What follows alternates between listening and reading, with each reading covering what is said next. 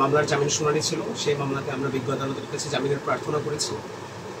এই মামলাতে আজকে আমি সহ আরও কয়েকটা ওকালতনামার পাওয়ার পড়েছিল, যার ফলশ্রুতিতে এটা পূর্ণাঙ্গ জামিন শুনানি আমরা করতে পারিনি। আমরা বিজ্ঞ আদালতকে বলেছি যে নুসরাত তামান্না বুবলি, এই বুবলি উনি অত্যন্ত ক্লিন ইমেজের, এমনকি নরসিংদীর আপামর জনসাধারণের, মাটি ও মানুষের নেতা সবার, যার প্রতি এখনও একটা আবেগ অনুভূতি অন্যরকম কাজ করে, সাবেক স্বর্ণপদকপ্রাপ্ত মেয়র লোকমান হোসেনের সহধর্মিনী। লোকমান হোসেন যেমন ক্লিন ইমেজের ছিলেন, ঠিক তেমনভাবে এই নুসরাত তামান্না বুবলিও এমন ক্লিন ইমেজের রাজনীতি করেছেন। তার নামে ইতিপূর্বে কোনো মামলা মোকদ্দমা নেই, তার নামে কোনো স্ক্যান্ডাল নেই।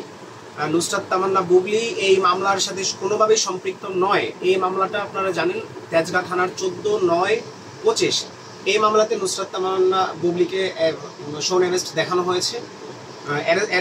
হয়েছে সাসপেক্টেড আসামি হিসেবে। এই মামলাটাও হয়েছে গত 28 তারিখ যেই আওয়ামী লীগের মিছিল থেকে রেকর্ড সংখ্যক আওয়ামী লীগের নেতাকর্মীদের যখন গ্রেফতার করে, ওই গ্রেফতার যে মামলাতে হয়েছিল, ওই মামলাতে একমাত্র নারী আসামি হিসেবে, সাসপেক্টেড নারী আসামি হিসেবে এই বুবলিকে গ্রেফতার দেখানো হয়।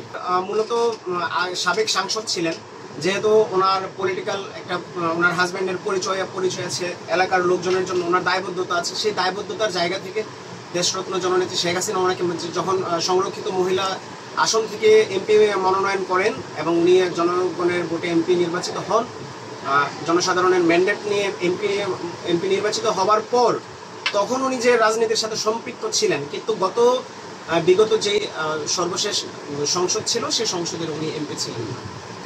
14/9/25 যে মামলাতে ওনাকে গ্রেফতার দেখানো হয়েছে সাসপেক্টেড আসামি হিসেবে, সন্দিগ্ধ আসামি হিসেবে, সেই মামলাতে এত বিপুল সংখ্যক নেতাকর্মী গ্রেফতার হয়েছেন যে এর পরবর্তীতে যে আর কাউকে এই মামলাতে সাসপেক্টেড আসামি হিসেবে গ্রেফতার করে নিয়ে আসবেন, আমরা এটাই ভাবতে পারিনি।